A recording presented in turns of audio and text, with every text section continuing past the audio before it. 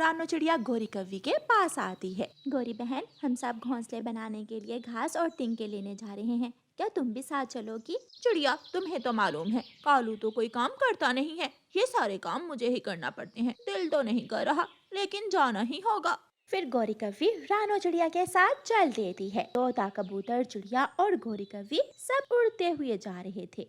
एक कौवा जिसका नाम बुरा था, वो रेहड़ी पर बने बनाए घोंसले रखकर बेच रहा था। घोंसले घोंसले बने बनाए घोंसले, ना तिनका लाने की फिक्र ना घास लाने की चिंता। बने बनाए घोंसले, घोंसले लो बने बनाए घोंसले। वो सब पक्षी वहाँ चले जाते हैं।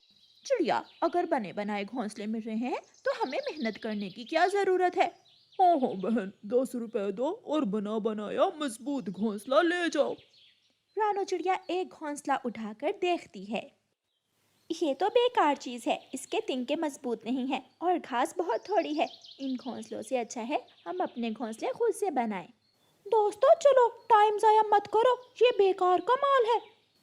जा जा कव्वे, घर जा, तेरे ये कमजोर घोंसले कोई नहीं खरीदने वाला। तुम सब जाओ, मैं तो यही बना बनाया घोंसला ले जाऊंगी, एक बार काम तो चलेगा। गोरी, ऐसे मत करो, हम घर से घोंसले बनाने का सामान इकट्ठा करने निकले थे। शाम तक मेहनत करने से सारा काम हो जाएगा। ना भी, मैं तो नहीं जाऊंगी आगे। फिर सब पक्षी वहां से चले जाते हैं। वो सब तो पागल है कव्वी, ये घोंसले 5-5 साल तक कहीं नहीं जाने वाले। ले जाओ ले जाओ। गौरी कव्वी 10 रुपए में वही घोंसला लेकर अपने घर चली जाती है। कालू कौवा पेड़ की डाल पर बैठा गोरी का इंतजार कर रहा था। गोरी गोरी, तुम कहाँ थी? देखो देखो, मैं बुलबुल के घर से दाना चुरा कर लाया हूँ।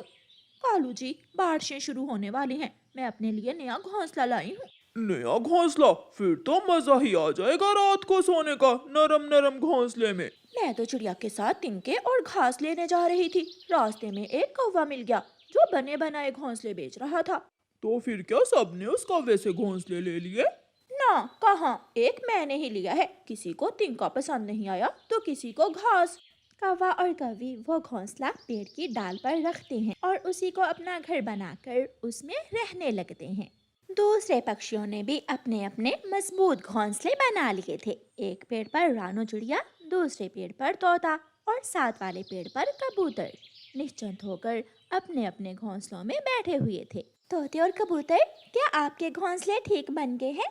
तोता अपने घोंसले में ही बैठा हुआ बोलता है।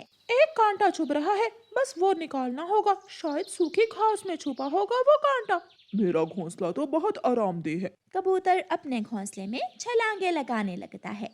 कौवा और कव्वी जब दूसरे दिन दाना लेकर आते हैं तो उनके घोंसले की कुछ चीजें टूटकर नीचे गिरी हुई थी। शायद हमारे बाद हवा तेज आई है जो घोंसले को थोड़ा सा नुकसान हुआ है। गौरी घोंसला दोबारा ठीक करती है। सारा दिन तो दाना पानी लाने में गुजर जाता है। शाम को बारिश शुरू हो जाती है। चिड़िया कबूतर से कहती है, कबूतर भैया, क्या बारिश का पानी घोंसले तक तो नहीं आ रहा? नहीं, ऊपर वाली डाल के पत्ते मुझे भीगने से बचा रहे हैं। तोता तो मजे से सोया हुआ था। कौवा और कव्वी भी फंसकर घोंसले में बैठे हुए थे। थोड़ा दूसरी तरफ हो जाओ, क्या मुझे गिराओगे? मैं तो किनारे से लगा हुआ बैठा हूँ, तुम ही आधे घोंसले पर बैठी हुई हो। कौवा जैसे ही दूसरी तरफ होने लगता है, आधा घोंसला टूटकर नीचे गिर जाता है और साथ ही कौवा जमीन पर जा गिरता है। मर गया मेरा पंख, मेरी टांग। कालू, ये घोंसला तो बहुत कमजोर निकला, पहली ही बारिश में टूट गया, अब क्या होगा? इससे अच्छा था कि हम अपना घोंसला खुद से बना लेते।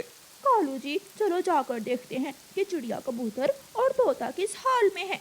कौवा और कव्वी उड़ते हैं और चिड़िया, कबूतर और तोते के पास जाते हैं। कव्वी और कव्वी, क्या हुआ? क्या घोंसला टूट गया तुम्हारा? नहीं नहीं, हम तो ऐसे ही घूमने आए थे। ऐसी बारिश में सब अपने घोंसलों में बैठते हैं, ये कोई घूमने वाला मौसम नहीं है। टूट गया दोस्तों, हमारा घोंसला टूट गया, कोई मुझे अपने घोंसले में बिठाएगा? फिर वो सब हंसने लगते हैं। गौरी, अगर उस दिन तुमने भी मेहनत की होती और मेहनत से काम किया होता तो आज तुम भी हमारी तरह अपने मजबूत घोंसले में बैठी होती। चिड़िया, मैं शर्मिंदा हूँ, लेकिन मुझे इस बात का पता चल गया कि मेहनत का कोई शॉर्टकट नहीं होता। ऐसे कौवे बहुत शर्मिंदा थे। आज फिर जब चिड़िया अपने घर से बाहर निकलती है तो उसके घर के सामने कचरा पड़ा हुआ था। ये गौरी कौवी आज फिर अपने घर का सारा कचरा मेरे दरवाजे के सामने फेंक गई है। मैं अभी जाकर उसे पूछती हूँ। चिड़िया गौरी कौवी के पास जाती है। गौरी बहन, आप ऐसे क्यों मुझे तंग करती हैं? आज फिर आपने मेरे घर के सामने कचरा फेंक दिया है। वो सारा कचरा तुम्हारी तरफ से ही हवा से उड़कर मेरे घर आया था। मैंने वापस तुम्हारे घर के सामने ही फेंक दिया। मैं पड़ोसन हूँ तुम्हारी, कुछ तो ख्याल करें। पड़ोसी एक दूसरे के दुख सुख के साझी होते हैं। वाह रे छोटी चिड़िया, तू कहाँ मेरी कोई मदद कर सकती है? तू तो कमजोर छोटी चिड़िया है। चल भाग यहाँ से, बड़ी आई चूं चूं करने। चिड़िया वहाँ से चली जाती है। मम्मा, क्या हुआ? आप परेशान क्यों हैं? क्या आज फिर गौरी आंटी से लड़ाई हुई है? हाँ बेटा, ऐसे पड़ोसी तो ऊपर वाला किसी को ना दे। हर समय मुझे तंग करती है ये गौरी की बच्ची।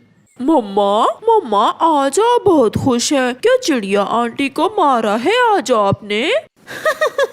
नहीं, अभी तक मारा तो नहीं है। बस किसी दिन कोई बहाना बनाकर मारूंगी भी उसे। मम्मा, मैं भी कुकू को मारूंगा।